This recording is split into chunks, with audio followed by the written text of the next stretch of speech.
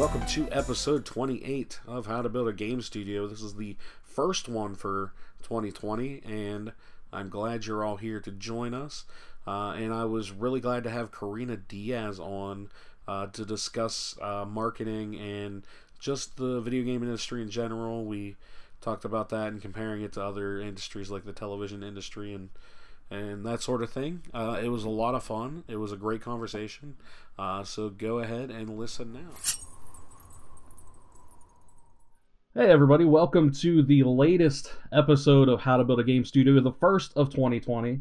My name is Trevor Oz, and today I want to welcome the awesome Miss Corina Diaz. How are you today?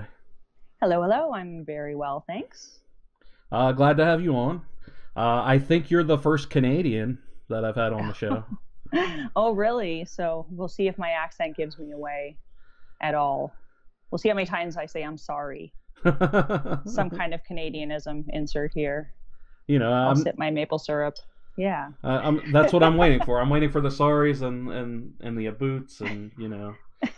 And... I'm surprised. There's a lot of games people in Canada, but that's okay.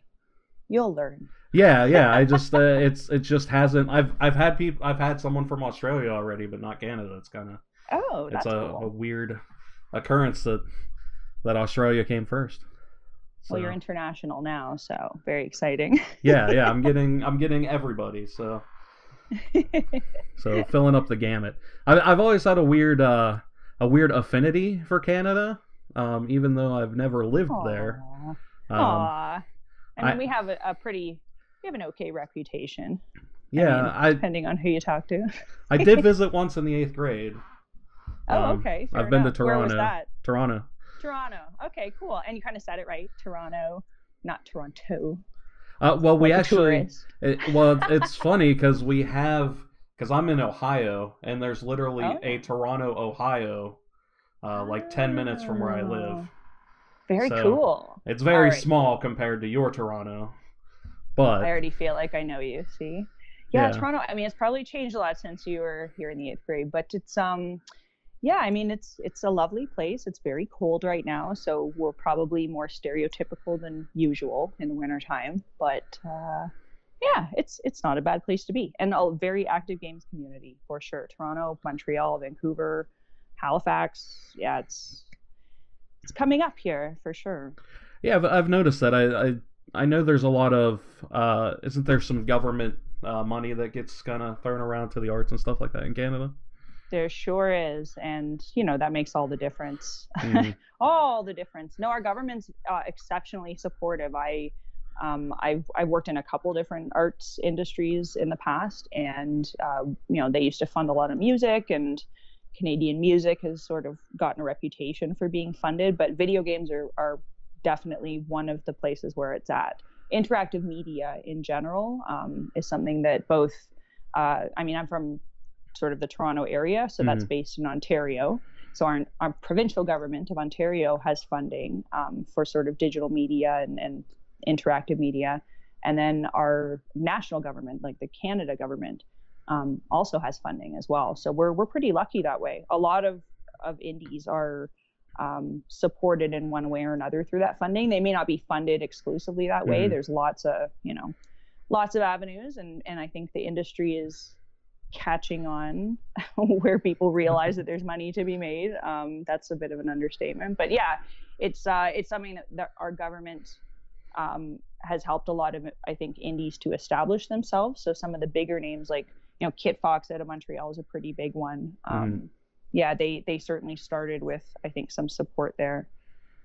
Yeah, that's awesome to hear, because I know in addition to games, I know a lot of TV shows and films and stuff actually film up in that area as well. They do, yeah. People always ask me, if our government intended to fund shows like the Trailer Park Boys, for example. And we totally did. That's one of the interesting things about Canada. And we have a station up here called the CBC that has a lot of arguably alternative programming. Not sort of adult alternative, but just alternative in terms of comedy and sort of some interesting, sort of news programs. And it's all sort of subtly government funded. That's a very Canadian thing, I think. Yeah, Taking yeah. our taxes and putting it back into the arts. I love it.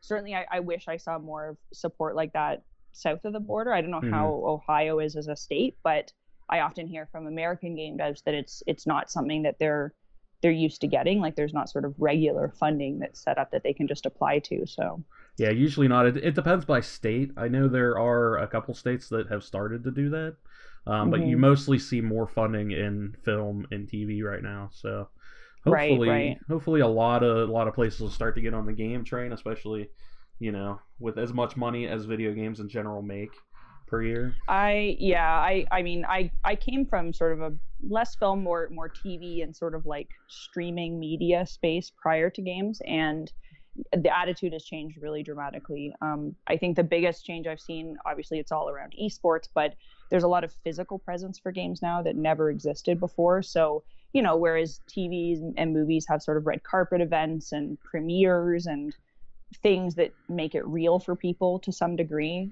games are becoming more like that. There's, you know, obviously games awards, but Vegas has transformed a majority of their club environment into sort of gaming spaces. So either the casino area right in front of the club while you're waiting for an entrance has sort of video games that you can bet on, or the Luxor itself, the pyramid, has turned into this huge esports space. I go to Vegas a lot, so yeah, I was gonna say I never realized something that about me. Yeah, it's a very cheap way for Canadians to fly in and out of the States. So you know, for example, I'm going to GDC or something like that in San Francisco. Sometimes it makes sense to go through Vegas, but there is like a lot of I think mainstream acknowledgement of video games that wasn't around maybe even 5 years ago. And that's an esports influence, I think, more than anything. And, you know, you got your Twitch and your Mixer and your yada, yada. You know, it's very, very popular right now. Yeah, it's very weird, like, as someone who, you know, grew up with games, like, being not something that a lot of people did, or talked about, you know, and now it's, like, on ESPN. And it's like, oh, that's weird, but like cool, you know? Well, I try not to be like, you know, one of those old bitter people. Like I felt that way about computers initially. I was like a computer nerd when I grew up and took some, you know, crap for it. And then computers got very popular, and like video games are kind of similar that way. And I try not to be like bitter if it goes mainstream. It's a good thing for everybody, obviously. But certainly I have friends who, you know, wouldn't have touched video games, I think, with a 10-foot pole, who are now casually interested in maybe a Twitch streamer that they're a fan of, or, you know, something funny like that. So I like it. I like seeing the tide turn. And obviously games have changed a lot too. You know, there's a huge variety of games out there. You can't really say like, oh, I play video games and mean much anymore. Like, what does that even mean? There's such a wide variety of games that you could play and enjoy. There's so many different systems. It's hard to categorize someone who just says they're a gamer. I don't really know what that means. I would have to go way deeper. And I think that's even something that people are starting to understand. Like, I have no problem with games that involve guns and shooting, but I also like games that are just about wandering around and petting animals, and like any mixture of the two is great, and they both qualify. So it's become sort of just a more, I think, approachable industry because there's more available for everybody. So it is a good thing that it's going mainstream, even if some of us OGs don't get the respect we deserve. Well, yeah. I mean, it's super interesting, especially because now it's like, what does the term gamer even mean anymore? Because really, everybody plays games. I mean, my mom plays like weird hidden picture games on her laptop and stuff now. Like, it's, I mean, not what like traditionally people would be like, well, you know, you got the hardcore gamer that'd be like, that's not a game, but I mean, it is. You know, and that definition is like, I don't really like gating anything in that way. I think it's kind of like detrimental, but you can niche things out to some degree. Definitely. And I'm always interested by what people respond to. So, you know, playing a casual game on my mobile device, for example, especially poker, I play a lot of online poker, is not gaming. No way, no how. No one's like, you're a gamer because of that. I would not get any gamer points there. But the fact that I'm into Beat Saber and like I have a PSVR, like for some people anyways, is like, whoa, you're really hardcore. Never mind the fact that that's the only VR game that I really ever play. But a lot of it has to do with like I think being open to the fact that a gamer doesn't have to be this idea that people had in the past, which I think was kind of negative. And that's the thing that I'm learning the most, is coming from like other entertainment fields into games. There used to be this hierarchy where games were seen as below, or like not always below, because there's obviously AAA games, but certainly the indie game field, it was like, okay, you're going into like this dinky industry, and that's just not true. And it's certainly a misconception that tends to be held by older people. I'm trying not to be ageist, but yeah, like coming from mainstream entertainment, especially film and television, where it's owned by older people traditionally, it's very gated, and they hold on to that very tightly. And I feel like games is trying to like get away from that a lot, especially indie games. Everything counts. Everything's a game. Walking around and looking at nothing is a game. I mean, Kojima can get away with it. I don't know why. Like, it's cool if it looks pretty, right? Yeah, it's really funny that you mentioned that, because I just played a bunch of Death Stranding last week, and oh, very cool. Don't give anything away. I own it. I opened it. I have not started it. I won't spoil it, but like I just borrowed it from my local library because I was curious. Oh wow, cool. And I was like, there you go. Like, I went into it thinking like, I'm not gonna like this. Like I'm not, like, I know it's just like delivering packages and stuff, really, but like I don't think I'm gonna like this. And then I got like, and I'm playing it, and I'm sitting there, I kind of like just doing this, and I'm just like, the loop of it just like hooked me for some reason. Like it's so. And I mean, it has that weirdness that Kojima games have, and it's just, I was super surprised that I enjoyed what I enjoyed of it. So it's definitely one of those that I'll go back to at some point. Well, and I do appreciate where people are reluctant to get into something that is pitched that way. Like I can understand how the assumption of what that game experience is going to be, and I haven't played it, right? So I'm like, okay, when people describe it, I kind of have this like presumption in my head. I can see how that for some people would not have any appeal, like none. Like, why would I play that? I get it. But I also think that once you get into an experience, words kind of fail you in terms of what a game experience really is. It's almost like when someone describes a great movie to you. I mean, a great critic can usually pitch you on a movie and it's great. But when your friends kind of try to tell you to see a movie that they're really excited about, they don't do a great job of selling it. In fact, sometimes they unsell it to you. Yeah. Because you're like, I don't know, like you're so excited and that doesn't really excite me that much. So experiential entertainment sort of requires this, like, it's not a suspension of disbelief entirely, but it's almost like a willingness to try that. The same way that you have to like get yourself in front of a screen to watch a movie before the movie's ever going to click for you. And every now and then a movie that you don't think is really going to do it for you is like mind blowing, right? So I feel like games are like that. They just require a bigger ask of people. I mean, they're more expensive, so there's that. They require more time, which is like, I mean, money is not really the issue for me. Time is the issue. Yeah. So I get it. I have way too many games that I haven't started. And I think for the average person, that's really daunting. That's a big ask, you know? I mean, the reason that streaming platforms are doing so well is that they don't ask so much of people's time. And not in terms of like time commitment to binge watch, but in terms of like tuning in at a certain time every day. That's like a big ask. Like, who wants to do that, man? Like, I have a life. I don't have time for that. Yeah, I mean, that's why DVRs are so big. Yeah. And streaming programs, which are kind of on demand, that's why people love binge watching, right? It's not that like they aren't willing to give a show 10 hours. I mean, geez, I watch anime, man. I've given like my whole life to shows, like, take it.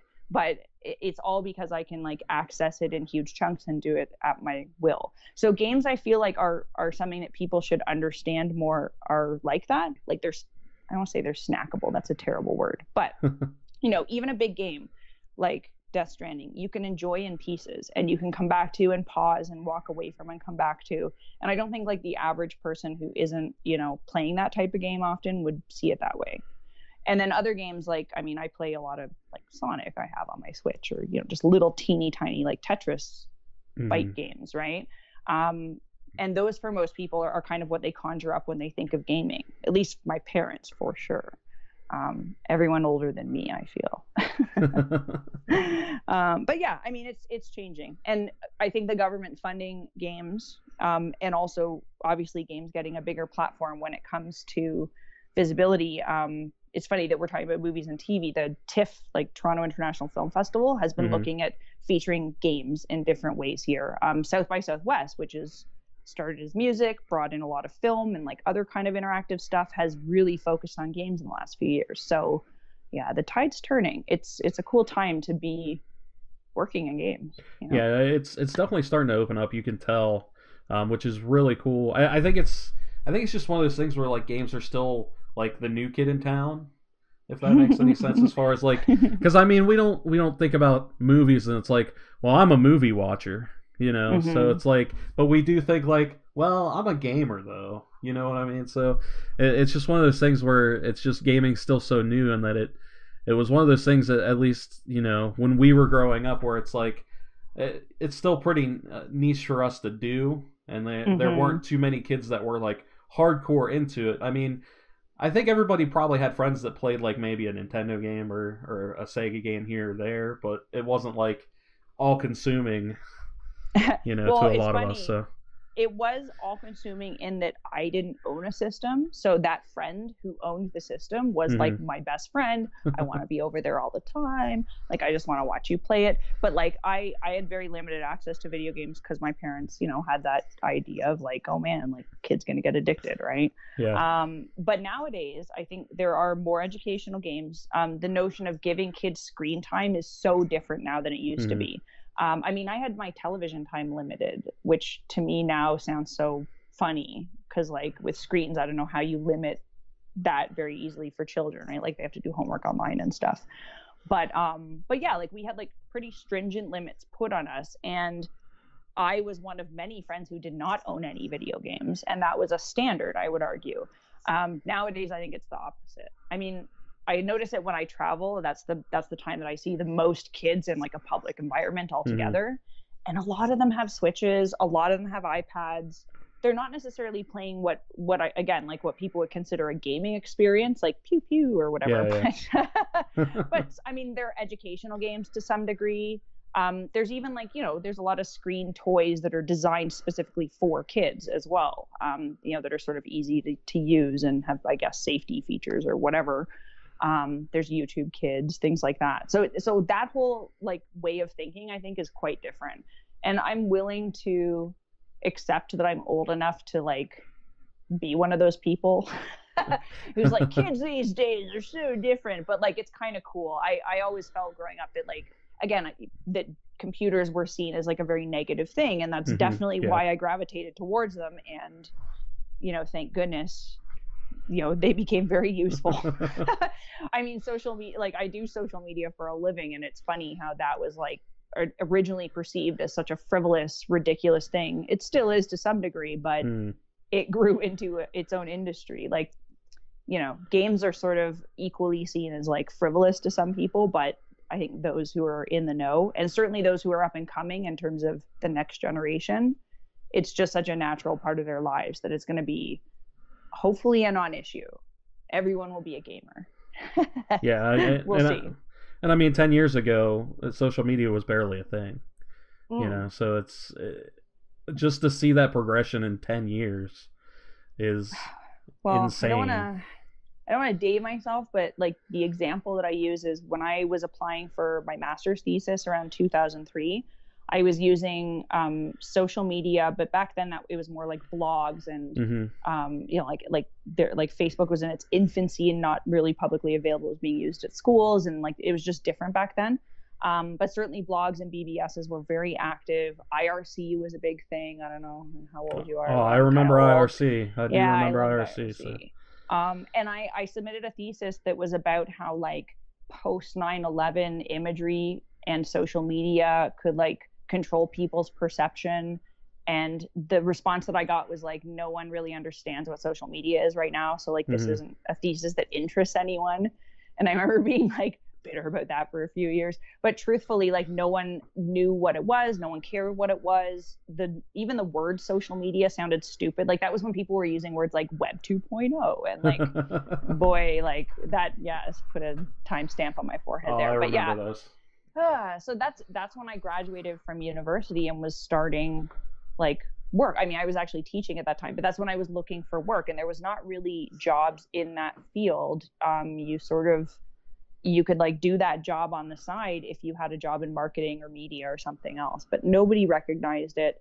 And rightfully so. Like, it was really, really small and niche, and the mainstream people would say it's for nerds, but nerds rule the earth.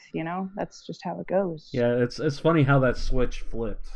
How it was like, nerds. What are you doing with all your with all your video games and computers and your Dungeons and Dragons and what do you know? And now, like, all of that stuff has come back around. It's true. Nerds rule. It is the best. It's the best thing about growing up for me, is that, like, the notion of being a kid and like all the stuff that you like as a kid, and when you're a nerd and stuff, it's still cool to like now. Yeah, I think is, again, a very generationally different thing, and that's what I see for the future. Like, these kids who are growing up with video games and cosplay and collectibles and everything that's okay, won't have to like discard that to grow up at some point. A lot of us made the decision never to discard it and grow up, and we're doing just fine. So. Of course, I'm talking about the games industry, but truthfully, like, that's something that even in entertainment, I saw that a lot too. It was people who had a passion for something, and they kind of didn't care about what people thought to some degree, like a creative passion, or it's not always like creative in terms of generating something creative. Sometimes it's being a fan of creative things and promoting them, right? Like, that's kind of what I do. But either way, that notion of like, it doesn't matter how weird this is, I like it, and that's all that matters, tends to breed success in people, because you care. I mean, it's nice to care about what you do, right? And to like care about the people that you're working with to a certain degree, and like, actually want good things for you and them at the same time, not just because of a paycheck. I think that's also, again, something that not our parents' generation didn't quite understand. Our grandparents' generation certainly, I don't think, understood that, because you worked for money and you worked to sustain a family and an income and all that, and there's a lot of passion driven sustainment in this industry, for better or worse. I mean, you want a paycheck still, but yeah, passion counts. Yeah, it's definitely, I don't think I've been more creatively fulfilled than when our studio was in our planning process to start the studio and figure out our game and our first game and everything, and like, there was just 5 of us in a room figuring out all the details and having this awesome collaborative experience. Nice. So, yeah, and it's not, again, that you can sustain that kind of environment forever either. Like, there's always a period where you crunch down, pipelines get locked, whatever. It's not sort of like all fun and games to some degree, but the idea that you can incorporate that type of fun and games into your work is something that, I don't think everyone, I don't say everyone gets it. That sounds like judgy, but it's true. I feel like some people haven't quite figured that out in terms of like their job and their employment.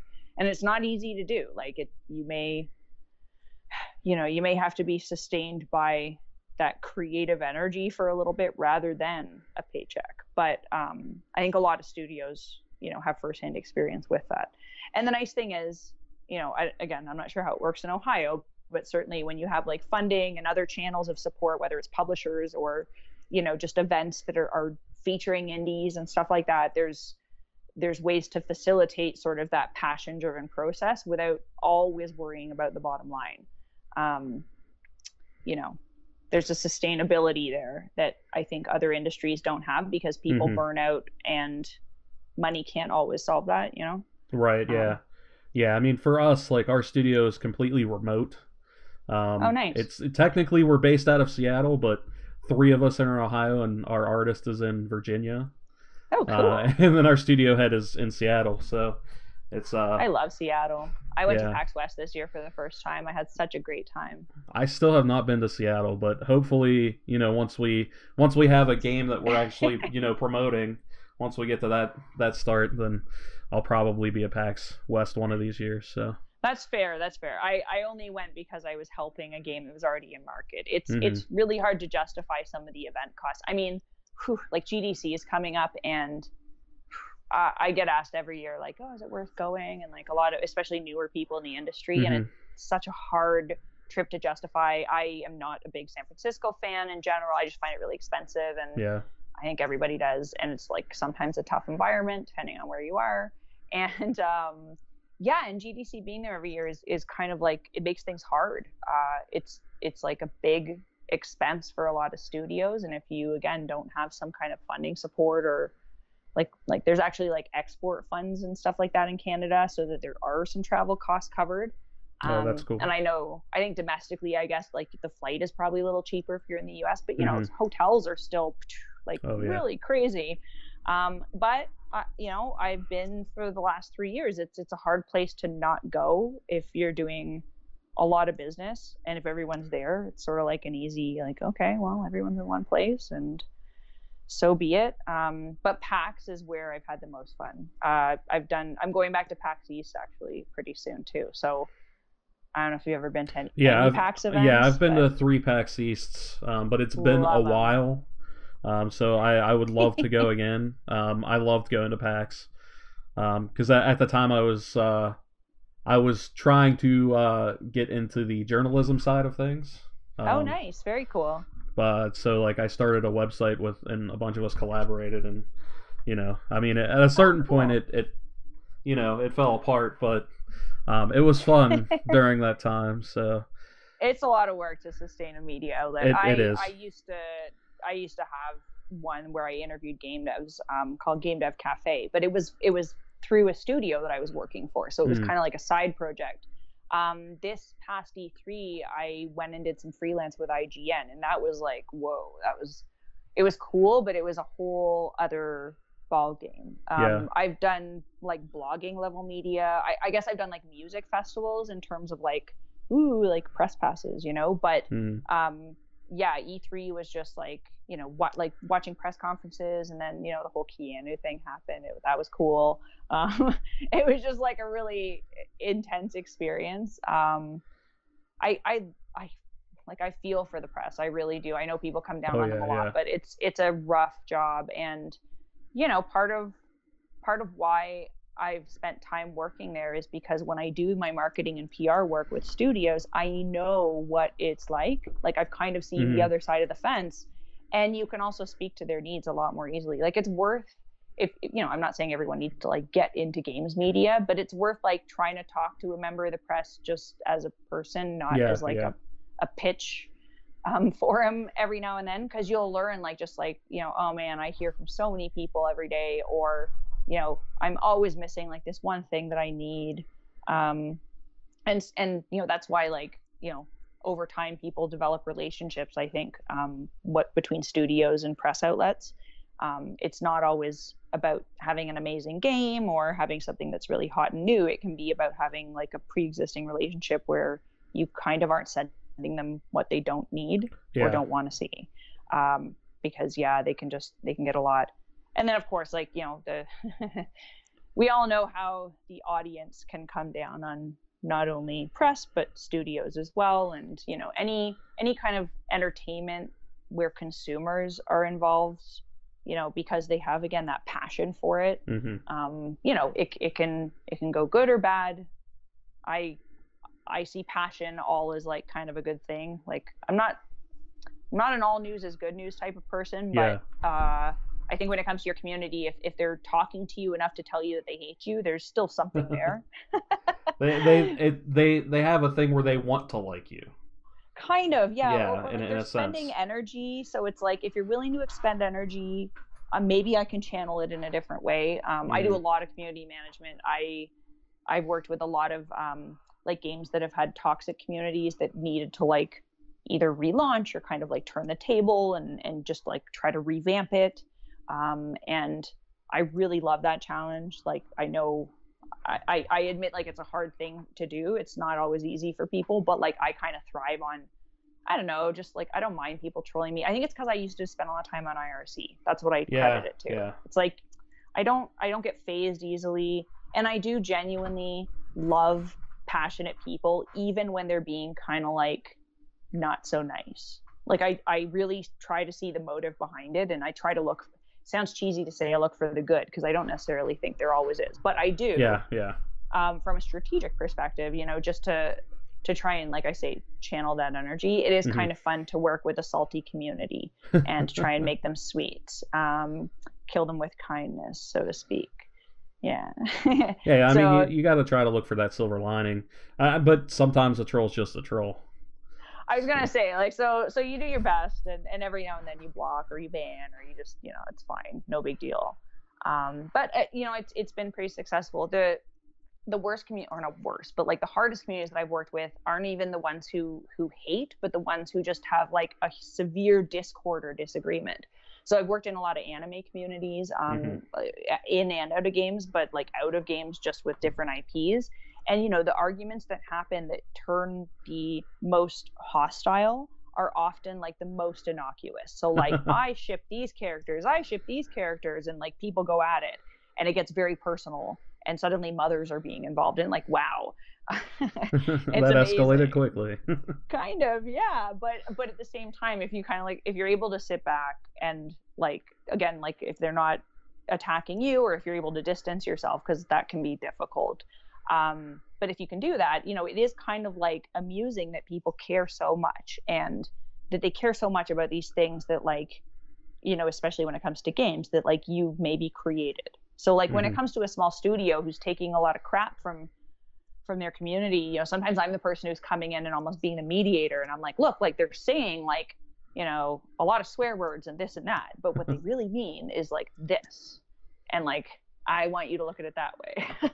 Yeah, you're able to, you know, to translate their passion, let's say, into what needs, into what, you know, the actual makers of the game can understand.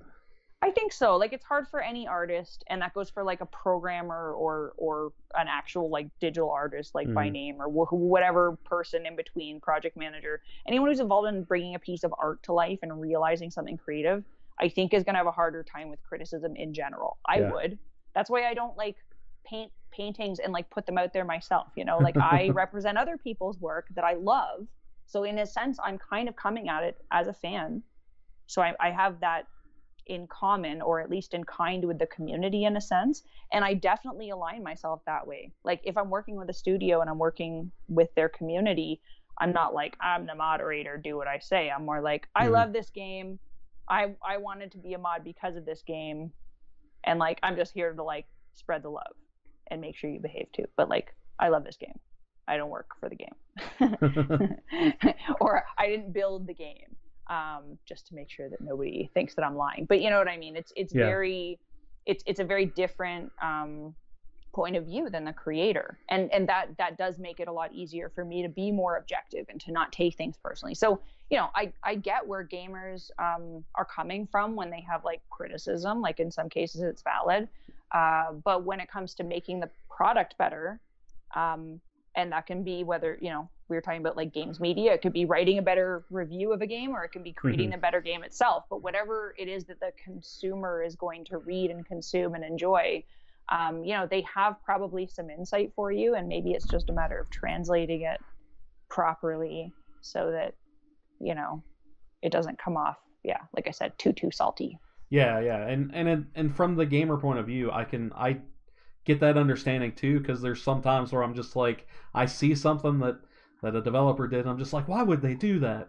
And then, you know, at least as an initial reaction, I mean, I don't, you know, tweet out about it or like harass somebody on social media about it. Some of us have a filter. Yeah. I mean, but that's just it. Like the experience of playing a game, and if it's disrupted, or you know, if you have like an opinion about how it's being presented, you know, it becomes very personal to you, because the game experience is very personal. And that's kind of the interesting thing about like entertainment media in general. Movies and TVs are like that. TV shows are like that. So Game of Thrones, you know, is a good example. everyone feels so entitled to say like how it should have ended and how everyone should have done it. And I mean, the entitlement comes from the time they've invested and the fact that they feel that they know better.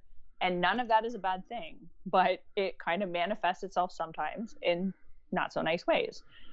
It's fascinating to me. But yeah, that's a very like, I mean, that's like a marketer perspective, right? It's like, wow, like here's a whole lot of data that we can analyze. That's just, yeah. Yeah, I don't like mean to why sound all did smarmy, yeah. Yeah. But it's like, why didn't they like it? Like what like, specifically? What's the thing that we can pull out of here and be like, oh well, this is why. Yeah, it's like, what are 3 words that like describe your gut reaction to like the final episode? And like, let's see how many people have that in common. But I mean, a lot of product development, especially in the early stages, like before a product is, especially a game product, is like actually in post-production and sort of testing phases. You can do a lot of community building and outreach from the get-go to try and at least involve people in that process. And maybe, I don't want to say always defer to them, like it's not like you have to take their advice, but it's interesting to collect their opinions, use them as a focus group.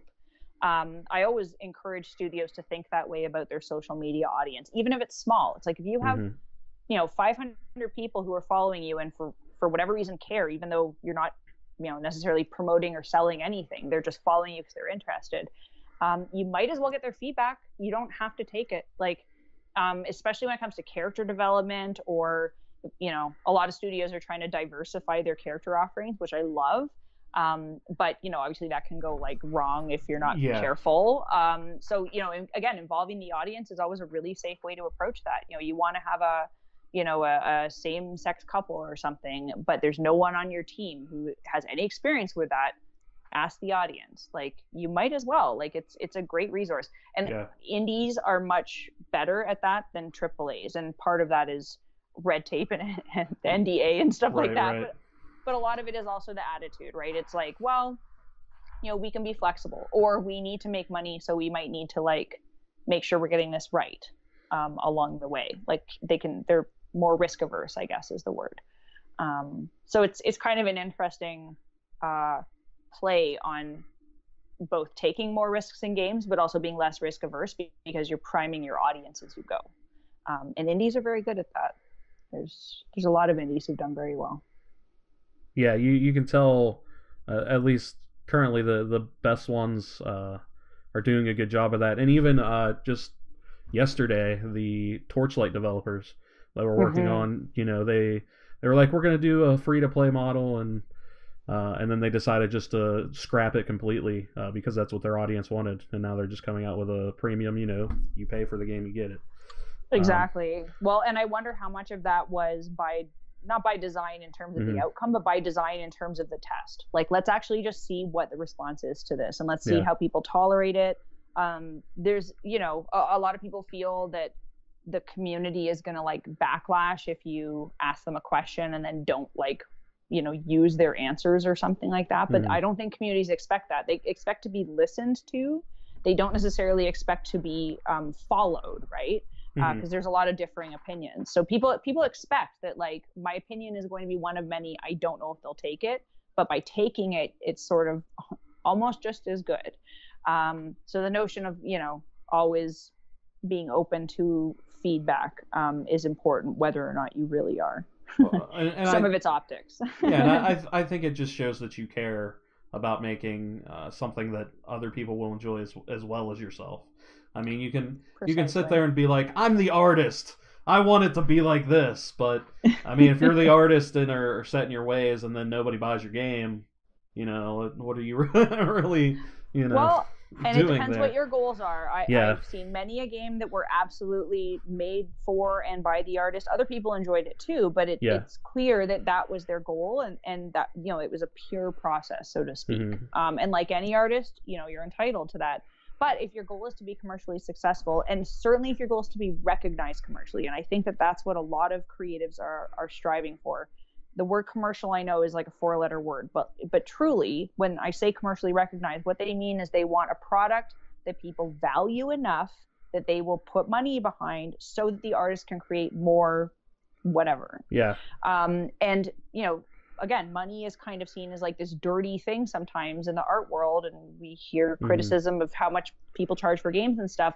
But the fact of the matter is, if that's a vouch of support for the artist, and if you can kind of think of it that way, then to some degree, the artist should be trying to earn that voucher support. And that doesn't mean throwing away their artistic vision. It might mean presenting it in a slightly different way. It might be having controller mapping. Yeah. It might be coming out on more than one platform. It might be having, accessibility options like your type font or, the color schemes or whatever, right? Like there's a lot of different ways that you can bend to the will of your audience or address their needs and their wants and their desires and really make them feel like they're cared for in a sense, and still present the product that you want. It's just a little, it takes planning, and the planning happens hopefully early on, because if you wait too long to put something in front of the audience, then sometimes you're just stuck with that product. And that's the worst feeling. I've seen studios where it's too far along, or they have deadlines that they have to hit, and it's like, man, wish we could have done X, Y, Z, right? So community is kind of being more recognized in terms of, obviously marketing the game and all that. Sure, it's important, but also, using like input and insight from the community, and maybe creating a product that has a better chance of, yes, selling, but also being talked about and recommended. Both of those things are part of commercial success. Yeah, because ultimately you can have a decent amount of people buy your game, but then if nobody talks about it, ultimately it's probably not going to be successful. Well, and I think there's something to be said with about making a game that's maybe popular, but again, this is kind of getting into art language, but maybe isn't representative of what you really wanted to put out there. So it is striking a balance, and risk wise, sure, you may not make $1 million. I think the goal for most indies is the sustainability game. At least when they're first starting out. No one, I don't think anyone aspires to make their Kojima level project first go, but I think everyone has, like, everyone, even non-game designers, has that like dream project in the back of their head where it's like, man, if I had enough money and enough time, I enough success. I know exactly what you mean, because our studio, our goal with our first game is hey, we hope this sells enough to where we can make the sequel.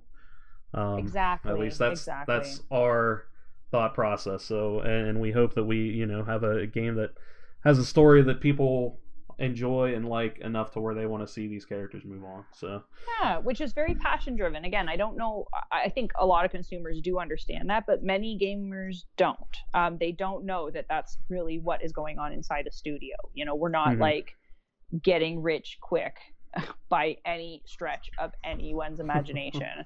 And the idea that a lot of people are in this industry, yes, because they want to eat and put food on the table. Okay, we would all like that, but not because they're actually trying to be really wealthy. They want to do a job that they love. And in many instances, that job is not the easiest job in the world. I've seen programmers and artists and, even designers and like again, sort of the project manager level, even of a game, they work long hours. It's hard. It's not because anyone's forcing them to crunch. Sometimes it's because they just are like that. Passion drives you to do crazy things, So I have a lot of respect for people who can just get a game made, never mind have the sequel sort of bear to fruition, right? So so it's definitely like the most realistic goal I think for an indie studio to have is just to like be able to make the next project. That's very fair, and charge accordingly, Exactly. And that's our goal, so hopefully we're able to attain that. I mean, we want to make a game that does have a complete story, so that way if it doesn't sell, then well, at least we made something that has an ending that that hopefully some people will enjoy. On. Yeah, exactly. So that way we have something there. But I mean, as far as passion and working hard, I mean, I see how Kent, he's our studio head, but he's also like the lead programmer and designer and basically everything on the project except for artist. And Yeah, he hit the hours he worked before. He recently just had his first kid. Oh wow. So I mean, right now he's just trying to find moments to carve out so he can actually work on the game. Oh my gosh, yeah, that's. I mean, a lot of people have to wear a couple hats, but yeah, parenthood, that's a whole other ball game.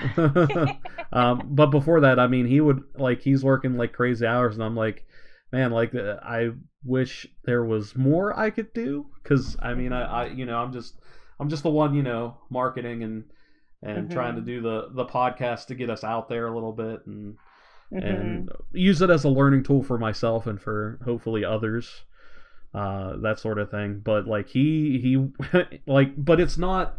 He doesn't see it as like extra work. He just sees it as like I have this idea now and I need to do it and yeah, I totally know that type. Yeah. and I think it is, again, something that I see in the creative industry in general, not just video games, but all over.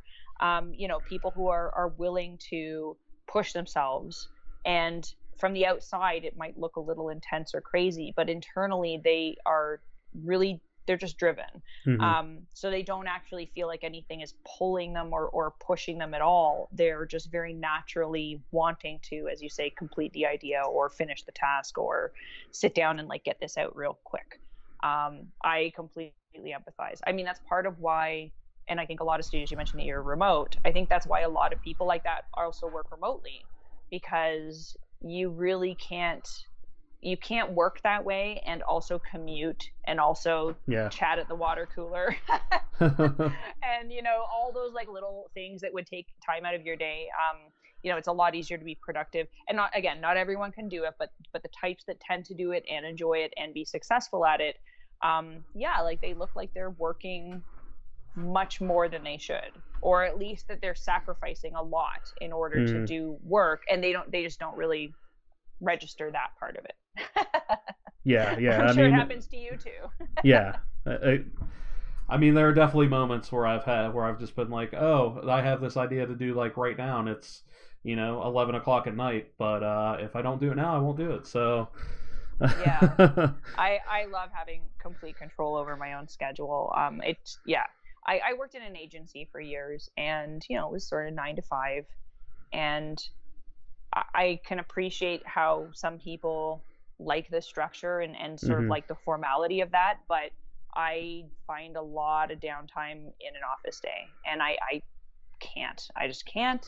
Drives me nuts. Like, my favorite thing now is when I do go on site, or if I'm visiting a client, or usually I'll, for example, PAX East, I'll be at a booth or something, so I'll be physically present for a lot of work, but it's always something that's kind of very purpose driven and relatively short term. And because I've already been working at home, I kind of look forward to those moments a lot more than if I was just going in every single day because no reason, I just have to. Yeah. Not to mention, it's pretty efficient from a financial standpoint too. Studios certainly can pay people a lot less if they don't have to park and buy lunch and rent an office and whatever else is involved in like actually maintaining a studio. And it depends on your needs, but I think that's a cool thing about game development too, is that it's such a lean, mean digital platform enterprise. A lot of it can be done online. It's pretty cool. I don't think there's that many industries that work that way, even television and video to some degree, because there's pretty high resolution files being passed that can take a lot of time.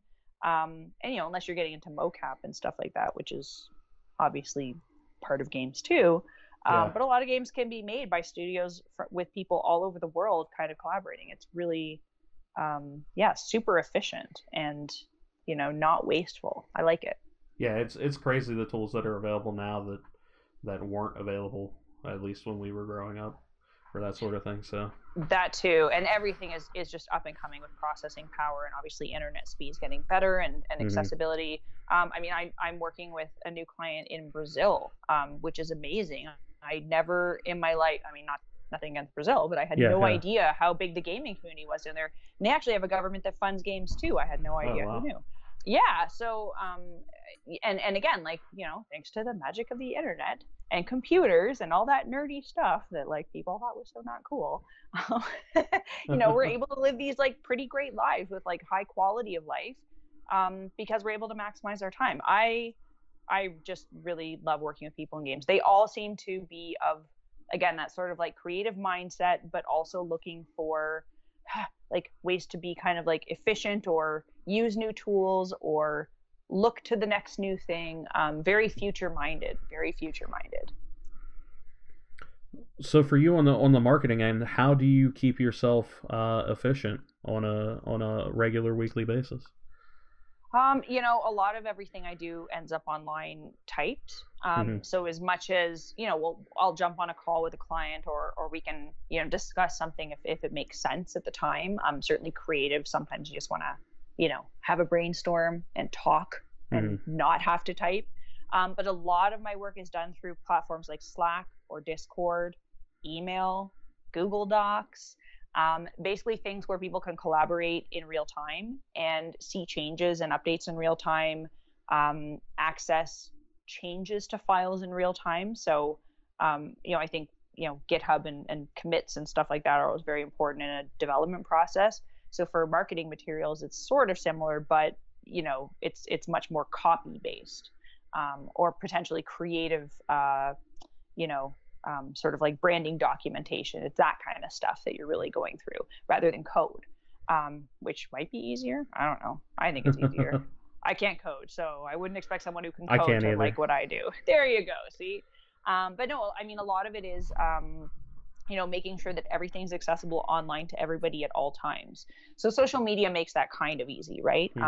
If a client and I are direct messaging on Twitter or something like everyone kind of knows how that works.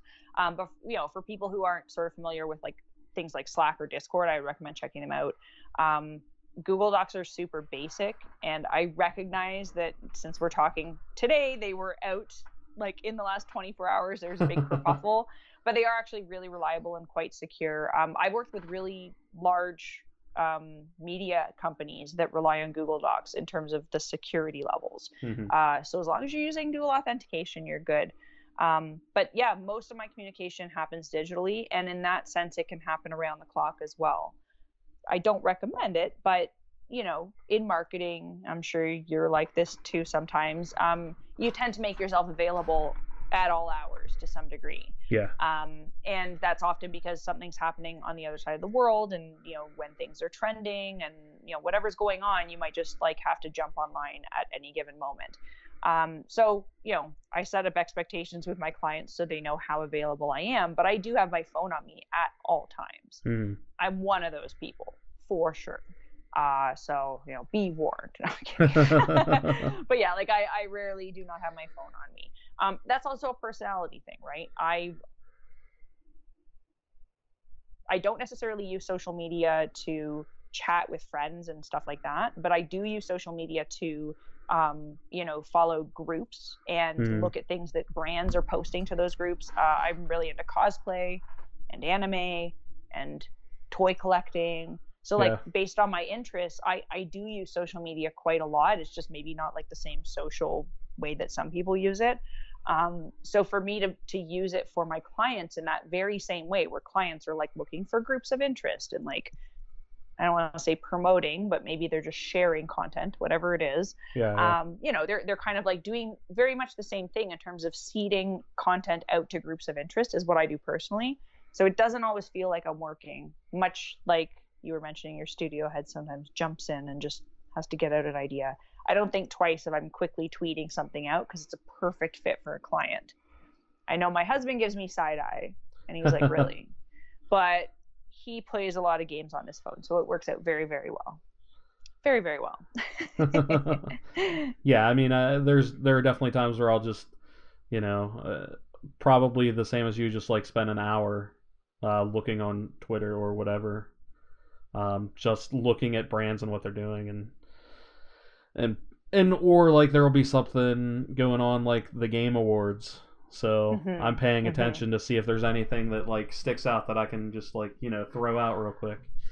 Yeah, I mean, that sort of thing. So. I look at it I look at it as my main source of entertainment. Not necessarily news, I guess. Like I would go to like more of a news source if I really wanted to dig down. But like I don't have TV. We don't have cable.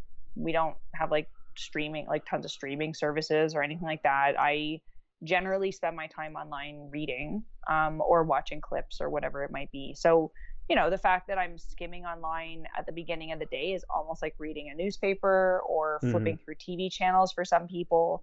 I probably take it about as seriously as television, if I'm honest, because, you know, much like IRC, like, you know, nothing's very like, you don't want to take anything too personally, and you know, you kind of want to like be professional and yada yada. But you know, there's plenty of brands that I follow just for personal interest, so it doesn't necessarily feel like a chore. I'm lucky too that I try to align my clients with things that I like, so you know, that makes life a lot easier. I'm at a point now where I can kind of, you know, to some degree cherry pick who I work with and make sure that it's something that I'm really personally passionate about too. Like it's not just again, not just a job, kind of coming back to that idea, which means that when I'm looking for content for that client, or when I'm in a group and thinking about like communities that might be interested in whatever that client is doing, usually it's stuff that I'm interested in too.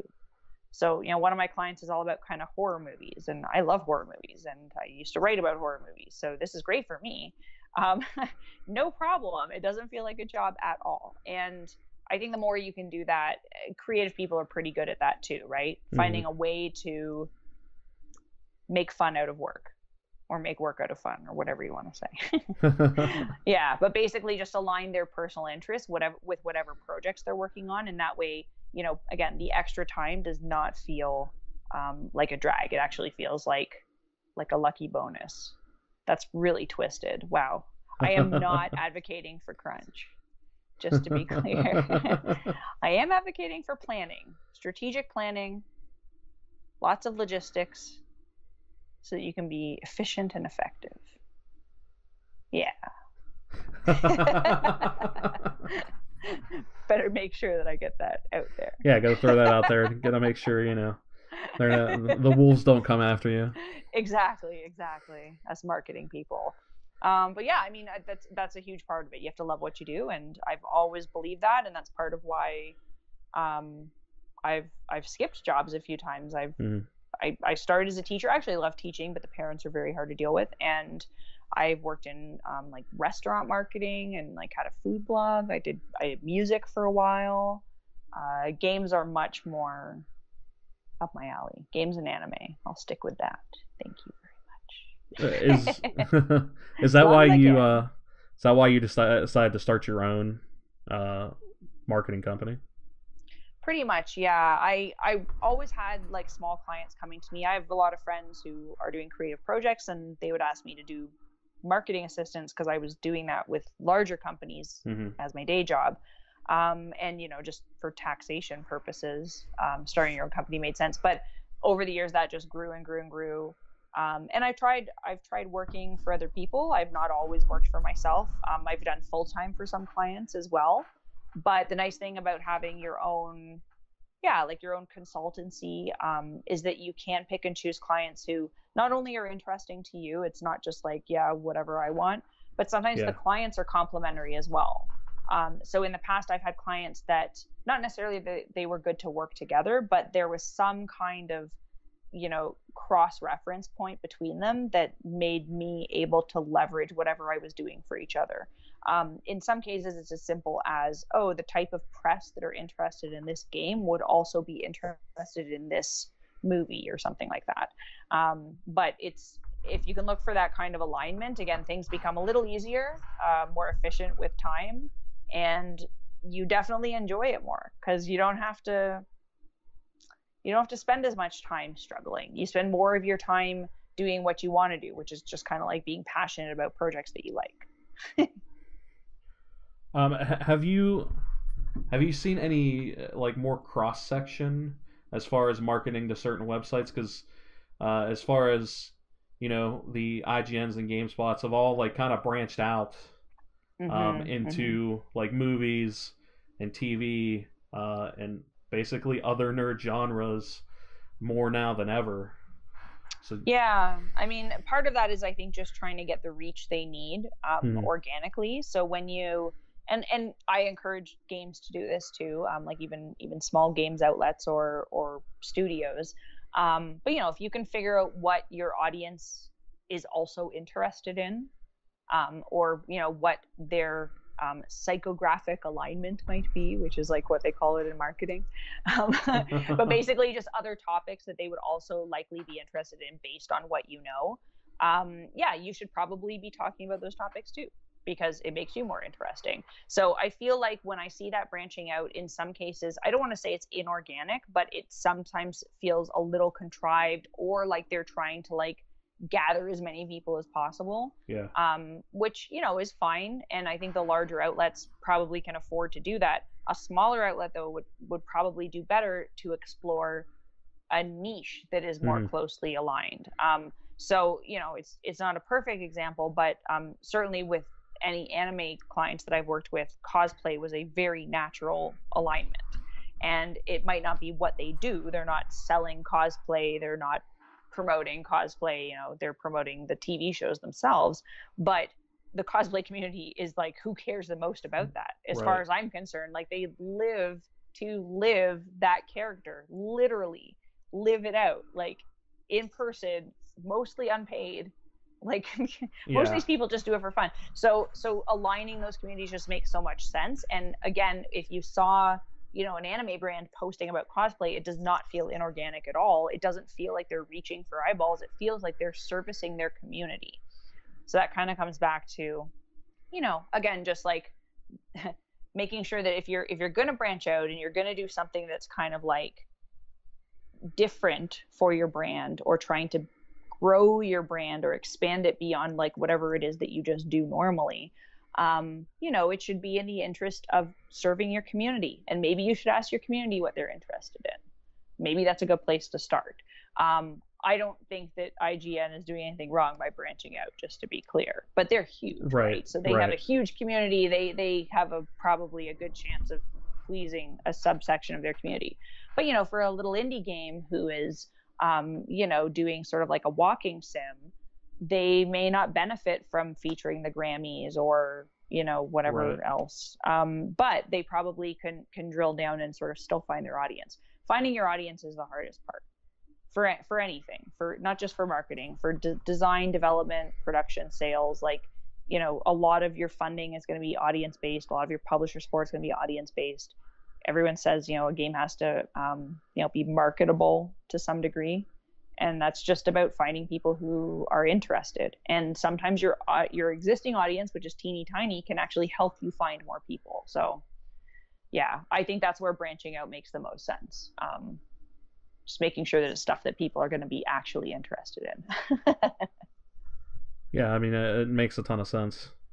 It can lead to some helpful collaboration potentially down the road. Well, I mean, it wasn't fully collaborative, but like you look at like The Witcher is obviously an easy example, and the way that games are branching into more traditional entertainment. I don't expect that that's the route that every game is going to go, but games could certainly. I guess another example might be the Atari hotels that were just announced, right? Yeah, so I just saw that. Yeah, so games could become more of like a theme park, like a Nintendo World experience. So there's lots of places to branch out that I think would make a lot of sense and could be justified. Where a game IP chooses to go would probably be best served by thinking about how that community interacts with the IP and what they enjoy.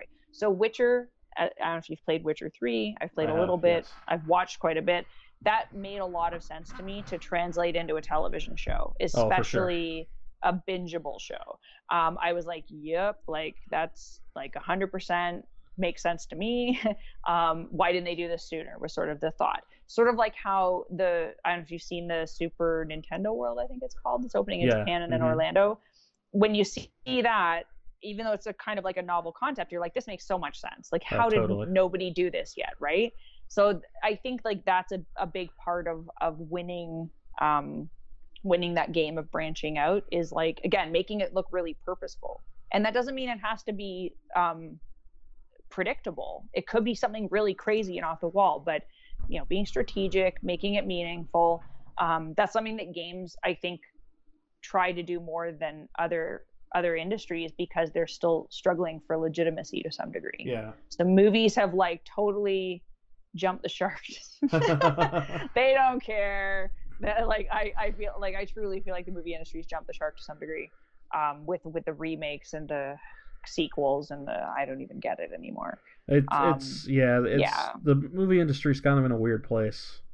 Kind of, yeah. Maybe games will save them. I mean, it's very possible. It seems like now games, at least games and movies, are starting to actually use the creative forces behind those games. In at least in the movies, if the movie ends up actually getting made, that is. That's a great point. Yeah, you're right, because it used to be sort of like, we're going to take this idea and give it to the movie people, and it's going to get that treatment. I feel that way about anime as well, because anime live action, which I've always hated and everyone's kind of always hated, kind of succeeded in Alita, and I was really like shocked. Battle Angel Alita, I don't know if you've seen it. I haven't seen it, but I heard it was really good. It like, I'm still like a little speechless that I'm even like saying this, because like I did not think it was going to be good. I had no high hopes. And it is one of my favorite IPs, so I was really surprised that I walked away from that movie being like, wow, like that was successful. Weird. And then I started to look at who was involved in it, and there's a lot of people who not necessarily were involved in the original Gundam, Battle Angel, anything like the manga or anything like that, but people who were very involved in anime and developing anime and like had their hands deep in that. And again, it's sort of like the medium being the message, sure, but the original medium was part of the original message, so we can't ignore that. And I think games being translated to movies will be very similar. You need creative guidance from whether it's the developers, designers, creative minds, certainly writers, I think. Yeah, absolutely. If nothing else. But no, it's fascinating. I mean, I can't wait for Witcher Season 2. I'll see what happens with the Sonic movie. Yeah, I don't know how I feel about that, but honestly, I'll watch it. Honestly, I don't know how I feel about a lot of modern Sonic games either. So that is fair. All right, fair enough. Fair enough. I will still have Sonic in my heart though, because I bought Sonic Mania for my Switch, so I'm good. Sonic Mania was very good though. I will fun. say that. Yeah. Yeah, I agree on Sonic Mania for sure. It's okay. We'll pretend it stopped there. It's fine. Thank you, Sega, for Sonic Mania. That's shout out to Sega. Awesome. Go Sega. Yeah, go Sega. I also love Yakuza, so those games are fantastic. Absolutely. Yeah. One of the reasons I got a Switch was to get some Sega titles back in my hands. Yeah, Sega needs a good comeback, I think. We're starting to see the Capcom comeback. Exactly. I think we need the Sega comeback next. So I feel like that's probably what's happening next in video games. They need to revisit all those old titles, because the new generations don't remember them, and they won't try them, I don't think, in their weird emulated old school versions wherever they can get their hands on them. Yeah, I think that's a smart idea. It's because you can marry the older people, our generation, who love those games, and then also hopefully hook in some of the kids. I think so. I mean, I don't have kids, but I know a lot of gamer parents, and that's sort of their dream, right? Yeah, definitely. It reminds me of my dad like playing me Beatles records or something. He's like, oh, like I really want to share this with you and you're gonna love it, and it's been remastered on like this new vinyl that I picked up. It's generational, I guess. Yeah, it's like it's that thing that you just want to pass on the things that you loved and hope somebody else loves them, especially someone so close to you. Exactly. Which means I need a Commodore 64 emulator and I guess a kid. I'll teach my dog. It's fine. I'm sure the dog will love it. He'll appreciate it. It's fine. or like a kid, he will appreciate like maybe a little bit of it, and then it's really for me anyways. This isn't an iPad. Because that's how it goes. Exactly. So, Corina, if someone was looking to get into games, what kind of advice would you give them, at least from a marketing standpoint? Definitely games marketing is up and coming, quote unquote, in terms of a field of study. So there's actually more programs for games communication. I guess marketing, PR kind of gets lumped in together a lot. So you can certainly find, programs at educational institutions that are tied to games now. For myself, I would probably recommend, the games community, especially the way that the development is going from the independent standpoint. It's a very it's a very sociable community, even though I feel weird saying that because a lot of people don't spend a lot of time socializing, but they're sociable insofar as when they have networking events, people go and they actually spend time networking. It's rare. I've been to a lot of fluffy networking events for other industries, and I'm just like whatever. This was no value. I don't feel that way about the games industry at all. And I've been to networking events in a lot of different cities now, so I almost feel confident saying that across the board. People tend to come with a purpose. People are, whether they're working and they're, maybe they have a studio or they're working for a studio, or they're truly just doing things in their own time. The game development community is very active and very passionate and very driven. So if you want to meet people who obviously potentially could hire you down the road, but I think first and foremost can talk to you about the industry, tell you about projects, and sort of help you to understand how development really happens at that level, it's worth getting to know them. From a marketing standpoint, there's a lot of, relatability between marketing and games and anything else. So I know a lot of people who have come to games from marketing in other sectors, much like myself.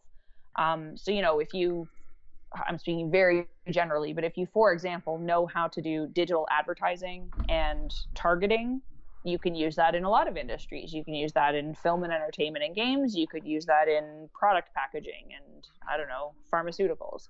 So the transferability of marketing skills is sort of nice to some degree. But definitely if your dream is to work in games and pursue games, the best thing you can do is to get yourself familiar with the players. And by that, I mean the players in the industry, the people who are making the most interesting projects that people are talking about.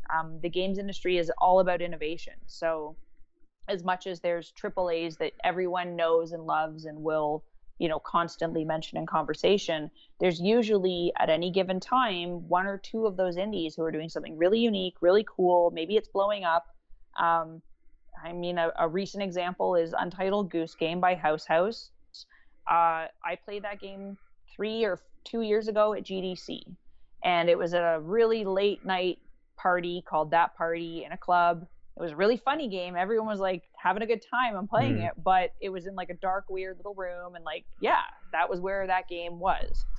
Today, as we all know, it sold like over 1 million copies. I don't even know where they're at now. Very successful. They're going to have I think their own Lego set. It's huge. So you never know when those things can blow up. And sometimes it's actually very easy to be on top of, especially in your local community, on top of what is about to blow up because everyone's talking about it. You just have to get involved. The other cool thing I think is to follow, whether it's, podcasts like this, or there's a lot of resources online available for games marketing now, like the GDC Vault, which is free to watch, that has tons of talks about this stuff. There's a lot of other good events that have, touched on sort of the most recent issues in whether it's marketing and advertisement or community management. But there's a lot out there to read. And I've worked in this industry, ever since really kind of it started to some degree. And I still read this every day. Like I never feel like I stop learning. Social media and the internet and everything changes every day anyway. So you kind of have to keep reading, but, being actively part of that and, kind of like participating online and engaging with people is kind of the name of the game. It's also a good way to see if you're going to like this work, because if you don't like doing that now, you're not going to like doing it for clients. Yeah, trust me. That definitely makes a lot of sense, and just to mirror the sociability of the game's dev part of it. I mean, I am just starting year 2 in the games industry, but everybody I've met I have, or at least talked to, I got in touch with through somebody else that I knew. Interesting. So, like pretty much most of the people that have been on this podcast have been recommendations from other people, and it's just a very word of mouth. Yeah, it's a very word of mouth industry, and that says something. I mean, people are certainly held to their reputations, and that's why you end up, I think, encountering some really great people, because the great people get circulated. Like, people mention them all the time. And it is, it's nice to know that, and I don't want to like crap on film or TV, but more like established industries tend to have these somewhat gated entryways to getting in. I really don't feel it's like that in games. No, not at all. It doesn't feel cliquey. I was really welcomed, and to some degree, not to go down the road of being a female in game dev too far, but to some degree I was like, I don't know how accepted I'm going to be in this industry, and I haven't really for a second felt like people gated me out of it. Now, I admit I've been really lucky to work with some great people. There's some great groups in Canada. I've been brought to GDC as part of a group of other game devs and introduced around. So, it's definitely one of those industries where you take an interest, people tend to help you out. And if you do good work, it'll get around, which is great. Yeah, it's been an awesome community to be a part of for the year that I've been a part of it, and hopefully many more. Many more. But anyway, thank you for being on the show today, Corina. My pleasure. Thanks for having me. Yeah, this was a great chat. Yeah, I absolutely love chatting with you. I like hearing from marketing people in general that have more experience for me, because that's how I learn. So it's definitely a learning experience for me, and hopefully it's a learning experience for anybody listening. So how can people find you on the internet? I'm pretty easy to find. If you search for Corina, Corina, I'm pretty much everywhere. And feel free to reach out to me with any questions. I love talking shop. I had a great time chatting with you today. I feel like I have to go reminisce and play some old school games now. Made me feel a little old, but there's nothing wrong with that. Pull out my emulators. It's all good. But yeah, I had a great time. Thanks so much for having me. And thank you so much for being on. And thanks everybody for listening. We will be back in another week. Thank you. And that was episode 28 of the podcast. I want to once again thank Corina for being on the show. She was awesome. And honestly, I could have talked to her all day, except that she was on more of a time constraint than I was. So she has a much busier schedule than I do currently, as we are still in the development process, as you all know, of our first game. And I just want to thank her again. And next week, we'll have another great conversation, as I was able to sit down with Rachel Williams, who is a narrative designer and writer, currently working at Riot Games on the Legends of Runeterra card game that they just put out into open beta, and I've been actually having a lot of fun playing that. But she worked for a lot of cool companies like Obsidian and Telltale back during some heydays for those. So she has a lot of cool things to talk about. We had a great conversation, and that'll be next week. But again, thank you guys for listening. We appreciate you listening to the show. If you have any questions, remember you can email us at social media at winterborngames.com. And we will gladly answer those in the future if we get enough of those to talk about. And hopefully in a few weeks, we'll be able to have Kent back on, maybe some other guys in the studio, and we'll talk about basically what we've been doing in the past couple months. I mean, I've been pretty much just sick, but Kent's a new father and stuff like that, so maybe we can kind of catch up with the group and see what everybody's doing here in a couple weeks. But again, thanks for listening, and we'll be back next week.